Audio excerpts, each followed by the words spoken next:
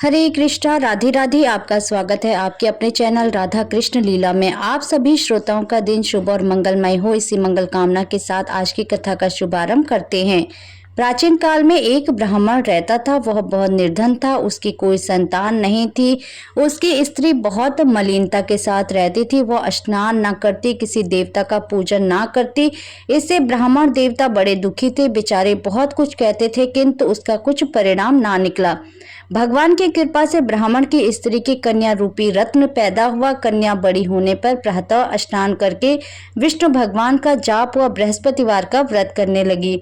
अपने पूजन पाठ को समाप्त करके विद्यालय जाती तो अपनी मुट्ठी में जौ भर के ले जाती और पाठशाला के मार्ग में डालती जाती। तब ये जौ स्वर्ण के हो जाते। लौटते समय उनको बीनकर घर ले आती थी। एक दिन वह बालिका सूप में उस सोने के जौ को फटक कर साफ कर रही थी कि उसके पिता ने देख लिया और कहा, हे बेटी, सोने की जौ के लिए सोने का सूप होना चाहिए। दूसरे दिन बृहस्पतिवार था। उस कन्या ने व्रत रखा और बृहस्पति देव से प्रार्थना करके कहा, मैंने आपकी पूजा सच्चे मन से की हो तो मेरे लिए सोने का सूप दे दो। बृहस्पति देव ने उसकी प्रार्थना स्वीकार कर ली। रोजाना की तरह वह कन्या जौ फैलाती हुई जाने लगी। जब लौटकर जौ बीन रही थी तो बृहस्पति देव की कृपा से सोने का सूप मिला। उसे वह घर ले आई और उसमें जौ साफ करने लगी, परंतु उसकी माँ का वही ढंग रहा। एक दिन की बात है कि वह कन्या सोने के सूप में जौ साफ कर रही थी। उस समय उस शहर का राजपुत्र वहां से होकर निकला। इस कन्या के रूप और कार्य को देखकर मोहित हो गया तथा अपने घर आकर भोजन तथा जल त्याग कर उदास होकर लेट गया। राजा को इस बात का पता लगा तो अपने प्रधानमंत्री के साथ उसके पास गए और बोले, हे बेटा, तुम्हें किस बात का कष्ट है? किसी ने अपमान किया है अथवा और कारण हो सो कहो, मैं वही कार्य करूंगा जिससे तुम्हें प्रसन्नता हो। अपने पिता की राजकुमार ने बातें सुनी तो वह बोला, मुझे आपकी कृपा से किसी बात का दुख नहीं है। किसी ने मेरा अपमान नहीं किया, परंतु मैं उस लड़की से विवाह करना चाहता हूँ जो सोने के सूप में जौ साफ कर रही थी। यह सुनकर राजा आश्चर्य में पड़ा और बोला, हे बेटा, इस तरह की कन्या का पता तुम ही लगाओ, मैं उसके साथ तेरा विवाह अवश्य ही करवा दूंगा।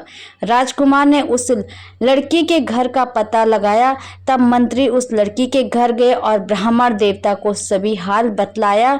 ब्राह्मण देवता राजकुमार के साथ अपनी कन्या का विवाह करने के लिए तैयार हो गए तथा विधि विधान के अनुसार ब्राह्मण की कन्या का विवाह राजकुमार के साथ हो गया। कन्या के घर से जाते ही पहले की भांति उस ब्राह्मण देवता के घर में गरीबी का निवास हो गया। अब भोजन के लिए भी अन्न बड़ी मुश्किल से मिलता था। एक दिन दुखी होकर ब्राह्मण देवता अपनी पुत्री के पास गए। बेटी ने पिता की दुखी अवस्था को देखा और अपनी माँ का हाल पूछा। तब ब्राह्मण ने सभी हाल कहा। कन्या ने बहुत सा धन देकर अपने पिता को विदा कर दिया। इस तरह ब्राह्मण का कुछ समय सुखपूर्वक व्यतीत हुआ।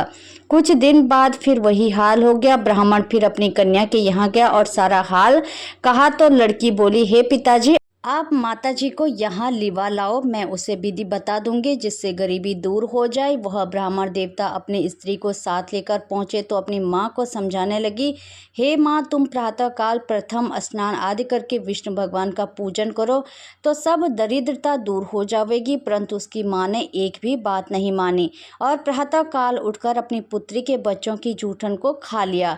इससे उसकी पुत्री को भी बहुत गुस्सा आया और एक रात को कोठरी से सभी सामान निकाल दिया और अपनी माँ को उसमें बंद कर दिया। प्रातः काल उसे निकाला तथा स्नान आदि करा के पाठ करवाया तो उसकी माँ की बुद्धि ठीक हो गई और प्रत्येक बृहस्पतिवार को व्रत रखने लगी। इस व्रत के प्रभाव से उसके माँ बाप बहुत ही धनवान और पुत्रवान हो गए और बृहस्पति जी के प्रभाव से इस लोक के सभी सुख भोगकर स्वर्ग को प्राप्त हुए। सब बोलो विष्णु भगवान की जय, बोलो बृहस्पति देव की जय।